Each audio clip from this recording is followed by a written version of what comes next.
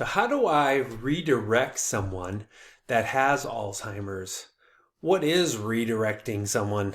Alzheimer patients will often get very fixated on something that's negative, something that's scary or anxiety inducing to them.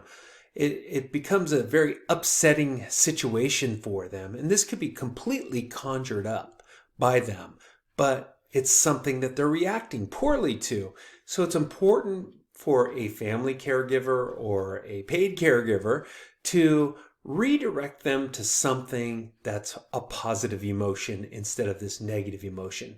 And very important when you're working with somebody who has dementia or Alzheimer's that you are living in the moment. You're all about the current moment that you're in, because often for many people that have dementia or Alzheimer's, that's all they have, so they can't really remember yesterday. They can't remember 3 weeks ago. All they have is in this moment. I have experienced firsthand with my mom when I want to leave from a visit from her board and care home that she lives in. I will often try to leave, and she'll say, "Well, where are you going?" And then I'll say, "Well, it's time for me to go. I've got some other things to do." "Well, can I come with you?" It's like, "Well, right now is not the perfect time." "Well, I'll just go with you anyway. I mean, I want to get out of here. I want to leave this place." And all of a sudden it starts snowballing, right? And so if you don't redirect at this moment, you could be in a very difficult situation. And I've gotten into difficult situations like that with my mom, and sometimes they end up okay. Many times they end up okay. But every once in a while, she digs in so much that it's very, very difficult to kind of leave on a very positive base. So the first thing that I do when I'm redirecting is I have to check myself, check my own emotions. So like during that example that I was just giving with me leaving, to go home or to go to work or something, I have to make sure that I'm not feeling too much guilt about that situation, that my mom's here, that I'm leaving, I've got all this freedom, and that she's upset. So the first thing I would suggest to you is really go in being very aware of what you are feeling, and also be calm. Make sure that you have a very understanding demeanor, and that nothing that's being done here is personal.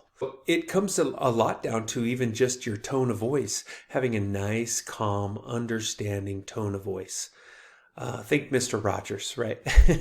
So number 2 would be acknowledging that they're feeling something, right? So if their anxiety levels going up, if they're starting to feel stressed out about things or confused or angry, then recognize it, and either you could even talk to them and acknowledge about, "Oh gosh, I can see that you're getting very angry about this," or "Boy, it makes me sad to see that you're so frustrated about this.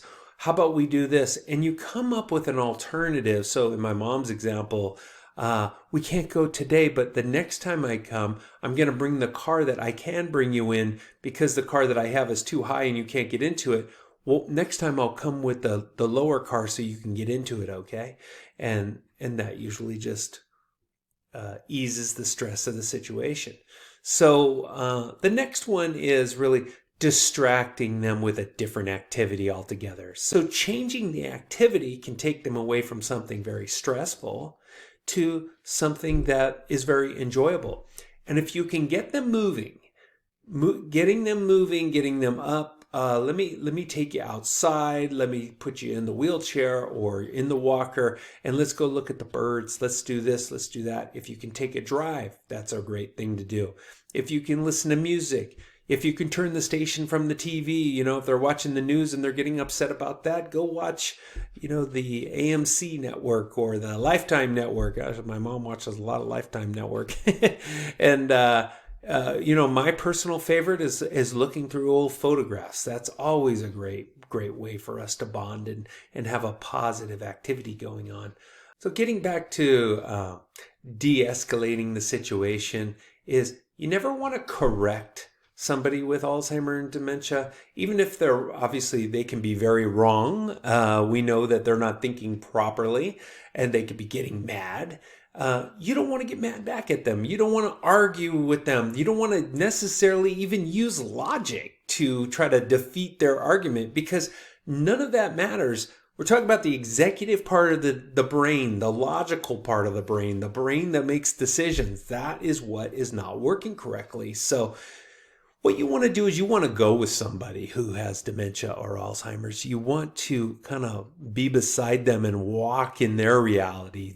Their truth is way more important than the actual truth in your mind, right? So don't correct them, go with them. Let them lead the way and meet them there. This happened to me, my mom just recently, or my mom said to me, she said, "Hey, how's your mother?" Well, it's a really nice question to ask. Unfortunately, she's my mother, and she doesn't remember that. So she was asking me how my mother was, and I said, "My mother's good. She's having a great day today. I just talked to her." She's like, "Oh, that's great. Well, tell her I say hi." I will. So then the caregiver came up. "This is David. This is your son. This is your son." And she's looking at him like, "No, okay, whatever." Visual cues. One big thing about redirecting people is making sure that there's not something visually in front of them that's upsetting them. If they're constantly reminded that their spouse had passed away 3 years ago by having a picture right in front of them, that might create a lot of emotion to them all the time. So as much as you want them to be able to recognize that's an important person in their life, maybe putting that picture away would be a good strategy to keep their emotions high, keep that positive emotion high. Reassuring them, making sure that they feel safe, that you're taking care of the things that you can do, that you're reducing their anxiety. This is sometimes a tone. It's telling them what they're doing well and not picking on what they're not doing well, like remembering things. And it's real easy to forget some of this stuff. And I just want you to know that we all make mistakes in this process. I have made a ton of mistakes with my mom. Sometimes first thing I do is ask my mom is, "How's she feeling?" Well, guess what? There's 5 minutes of telling you how many aches and pains she has, and she doesn't like it here, and she does this and that. So be persistent in always having that goal to be calm, to make it a positive emotional experience, and to redirect them in a positive way, and go with 100% of their truth, not 100% of the truth. So I hope this helps. Looking forward to hearing any feedback. If you get a chance, subscribe to my channel. I've been trying to build up my channel, and it's been working. So thank you if you are a subscriber, and we will chat soon.